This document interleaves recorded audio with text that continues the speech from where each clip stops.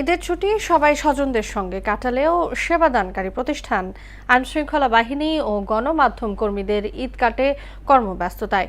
কেউ রুটি রুজির তাগিদে, কেউ দায়িত্বের চাপে নিজ কর্মস্থলে কাজের মধ্যে কাটাচ্ছেন ঈদ। সহকর্মীদের স্বজন ভেবে ঈদ আনন্দ উপভোগ করেন পেশাজীবীরা।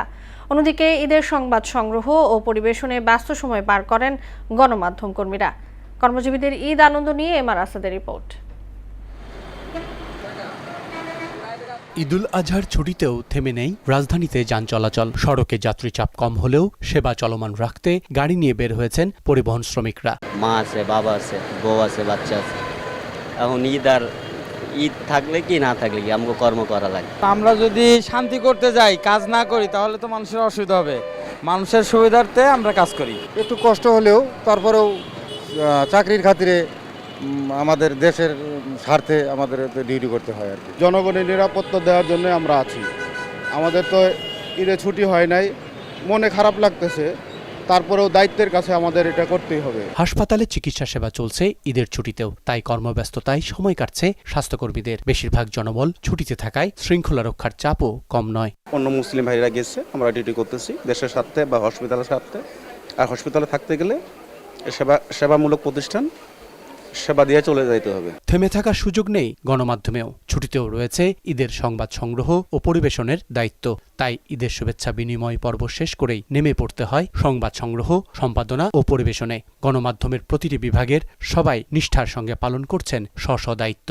প্রতিটি মুহূর্ত যেখানে মূল্যবান, সেখানে বসে থাকার নেই সময়। কাজের মাঝেই খুঁজে নিতে হয় আনন্দ, সহকর্মীদের ভেবে নিতে হয় স্বজন। আজকে ঈদের দিন পরিবারের সাথে থাকা খুব দরকার, আনন্দের দিন।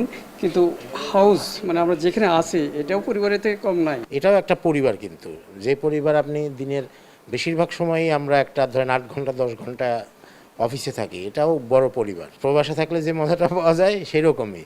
আমি দেশে আছি কিন্তু আমি আমার দেশে যেতে পারছি না, এটার ভেতরেও একটা মজা আছে এবং সবাই কিন্তু আরও বেশি ফিল করে। এই যে বন্ধুবান্ধব সকাল থেকে ফোন দেয়, আমিও তাদেরকে ফোন দিই, মানে এটার ভেতরে সবাই যে আবেগপ্রবণ কথাবার্তা হয়, এটাও কিন্তু বড় ব্যাপার, হৃদ্যতা তৈরি হয়। গণমাধ্যম যেহেতু রাষ্ট্রের চতুর্থ স্তম্ভ, সেই কারণে এটা রাষ্ট্রেরও কাজ। সুতরাং রাষ্ট্রের জন্য আমরা যে ত্যাগ স্বীকার করছি, দেশের জন্য যে ত্যাগ স্বীকার করছি, এটার মধ্যে একটা আনন্দ আছে। আমরা আজকে যারা এখানে আমাদের হাউজে আজকে যারা ঈদের দিন যারা অফিস করতেছে, পরস্পরের সাথে দেখা হচ্ছে, ঈদের শুভেচ্ছা বিনিময় হচ্ছে, এটাই একটা পরিবার। আমাদের এই পরিবার নিয়ে আমরা শান্তিতে থাকতে চাই। দেশের প্রয়োজনে বিভিন্ন পেশায় নিয়োজিতরা আপনজনদের দূরে রেখে পালন করেন দায়িত্ব। আর এভাবে এগিয়ে চলছে দেশ, ঘুরছে অর্থনীতির চাকা। এমআর আসাদ, মোহনা সংবাদ, ঢাকা।